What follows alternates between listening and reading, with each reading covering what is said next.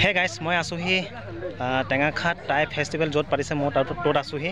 আৰু এই টাই ফেষ্টিভেলখন পাতিছে টেঙাখাট বৰপুলৰ কাষতে পাতিছে গন্ধিয়া পথাৰত আৰু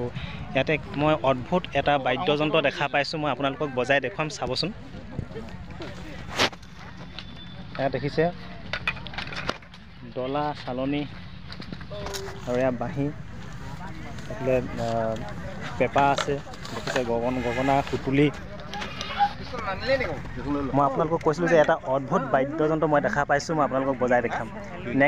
নেগেৰা মাত ওলায় এইটো দেখিছে দাদা ক'ৰ পৰা আনিছে আপুনি মোৰ ঘৰ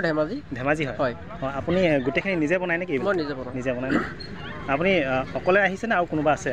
আমি আহোঁতে তিনিজন আছে আপুনি আহিছে নেকি অঁ আপোনাৰ নামটো নৱ গগৈ আপোনাৰ মোৰ নাম হৈছে কৃষ্ণকান্ত গগৈ গাঁও হৈছে গুটুৰ হাজৰা আচ্ছা বাকী অকল ইয়াতে মানে এইখিনি আনিছেনে আৰু বেলেগ বেলেগ ঠাইত নিয়ে মই অসমৰ বিভিন্ন জেগাত যাওঁ বুলিলেও ভুল নহয় আৰু মোৰ যিকোনো বস্তু অসমৰ বিভিন্ন জেগাত গৈছে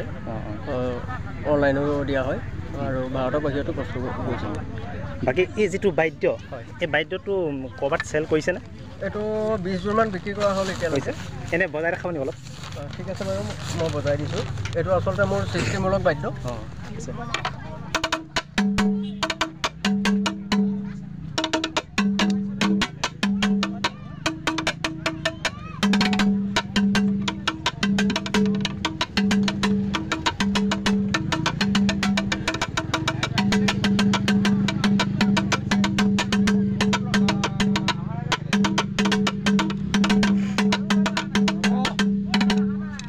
দেখিলে এটা সুন্দৰ বাদ্য হয় সম্পূৰ্ণ নেগেৰা মাতত মানে শিকিব পাৰি আৰু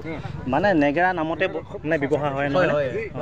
এনে ধৰক যেনেকৈ নেগেৰা আমি নেগেৰা নামত লওঁ ঠিক তেনেকৈ এইটো মই বাঁহৰ পৰা সৃষ্টি কৰিছোঁ এইটো কি বাঁহ বনাইছে এইটো বাঁহটোৰ নিৰ্দিষ্ট নাম এটা মই ক'ব নোৱাৰোঁ ঠাইভেদে ইয়াৰ বহুত নাম আছে মানে ঠাইভেদে নামাকৰণ হয় বস্তুবিলাকৰ নাম কিছু দেখিছে সম্পূৰ্ণ ইয়াত অসমীয়া থলুৱা যি বাদ্যযন্ত্ৰ আছে ইয়াত আছে আপোনালোকে যদি এই ফেষ্টিভেলত আহে আপোনালোকে ল'ব পাৰিব ইয়াত বাকী আপোনালোকক দেখুৱালোঁ